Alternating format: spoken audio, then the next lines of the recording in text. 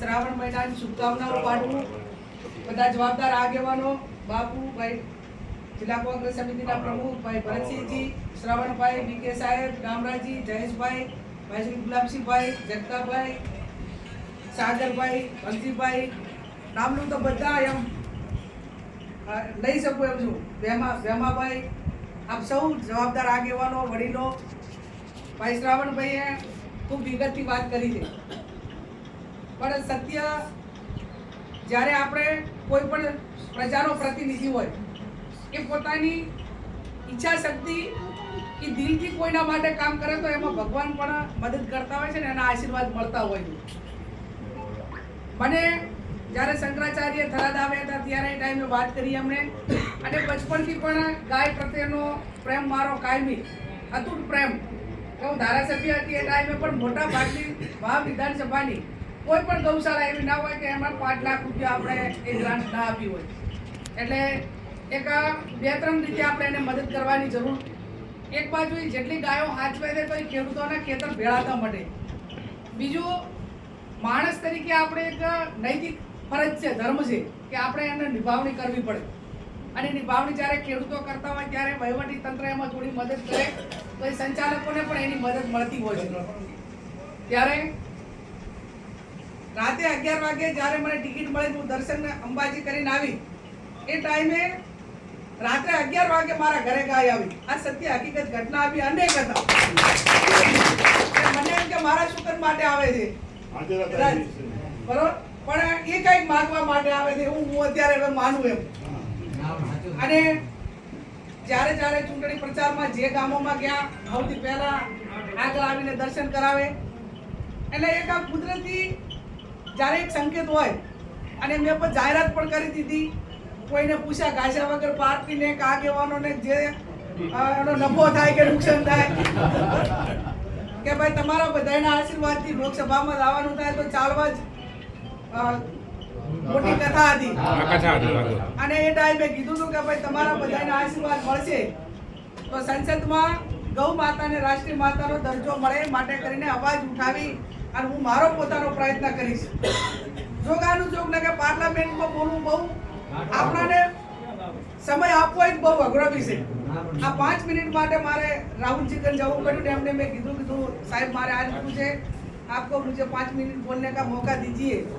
તો એમને તરત જ બોલાવીને જે લોકસભાના અમારા જે જવાબદારી ઉપર છે ગૌરવ ગોગોઈ એમને કઈ દંડકને અને બોલવા માટેનો મોકો આપ્યો. ત્યારે 25 સંસદો ગુજરાતના હતા તરીકે છે. અને આવનાર સમયની અંદર એનો અવાજ એ બુલંદ થાય. હું તો કહું જે ચૂંટણી લડવા આવે ભાજપ વાળા કોંગ્રેસ વાળા બધાને કહેજો કે ભાઈ ધારાસભ્ય હોય તો તમે વાત મૂકો ત્યાં વિધાનસભામાં, મીડિયા એની નોંધ લે. સંસદ હોય તો અહીંયા મૂકો, મીડિયા સમક્ષ બોલો. એટલે દેશનો અવાજ આવે તો કોઈ પણ સરકારને કે કોઈ પણને બધું એક અવાજ ને આખો દેશનો અવાજ બુલંદ અવાજ થાય એ ખૂબ જરૂરી છે. શંકરાચાર્ય પણ મને ત્યાં તાલકટોરા સ્ટેડિયમમાં બોલાવી ભવ્ય સન્માન કર્યું. અને ત્યારે મને પોતાને એમ લાગ્યું કે મારે બનાસકાંઠાની જનતાનો આભાર માનવો જોઈએ કે હું જીતી ત્યારે કદાચ બનાસકાંઠાએ અભિનંદન આપ્યા હોય કે ગુજરાતે અભિનંદન આપ્યા હોય, પણ જ્યારે ગૌ માતા માટે બોલી ત્યારે મારો નંબર કોઈ ગમે એથી મેળવીને કે ગૂગલમાં આખા ભારતમાંથી ફોન આવ્યા કે બેન તમને અભિનંદન. સ્વાગત મારું નહીં પણ તમારા બધાનું છે, બનાસકાંઠાની જનતાનું છે. તમે મને અહીંયા મૂકી એટલે મેં અવાજ ઉઠાવ્યો, મૂકી ના હોત તો શું થયું? એટલે સારા કાર્ય કરવા માટેની માં જગદંબા શક્તિ આપે, આપ સૌનો સાથ સહકાર મળે, ગૌ માતાના આશીર્વાદ મળે. અને જે મુદ્દાઓ છે એ લોકો માટે લડો. ખેડૂતનો પ્રશ્ન હોય, ગાયો માટેની વાત હોય, ક્યાંય અન્યાય વહીવટી તંત્ર કરતું હોય તો સામૂહિક લડાઈ આપીને એને ન્યાય અપાવો.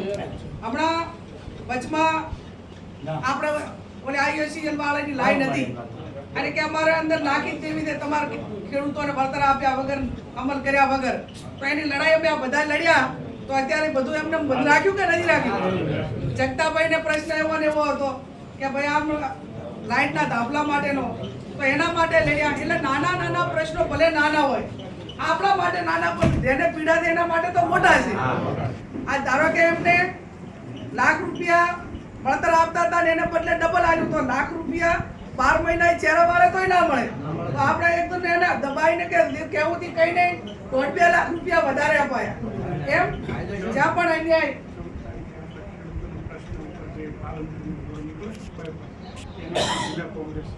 14 તારીખે પાલનપુર પર ખેડૂતો માટે આંદોલન જે બાયપાસ રોડ કાઢે એના માટેનું છે. શક્ય હોય એટલે આવજો. એટલે મારો કહેવાનો અર્થ કે આ બધા જ આગેવાનો કાયમી તમારા માટે લડ્યા છે ને હજી હું તો તમને એમ પૂછું કે કોઈ પણ પરવા કે નફો મૂકશે હું લડું એમ બધાય લડો.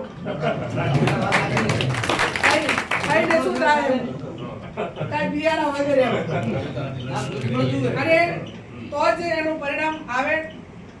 જે પ્રશ્ન ઉકેલ આવે એનો ઉકેલ ના આવે તો લોકોને એમ લાગે કે ભાઈ અમારી વાત હતી મૂકી છે, આજ નહીં આવે તો કાલે આવશે. એટલે આ પ્રમાણે આપ સૌને પણ આજ શ્રાવણ મહિના મળી અને ચૂંટણી પછી પહેલી વખત આવીશું કે કોઈ નાના મોટું કામ હોય તો આપણા આગેવાનો છે. હું પણ હવે લોકસભાનું ક્ષેત્ર પૂરું થયું છે એટલે આવી છું. હાથથી હાથ જોડો એ કાર્યક્રમ આખા રાજ્ય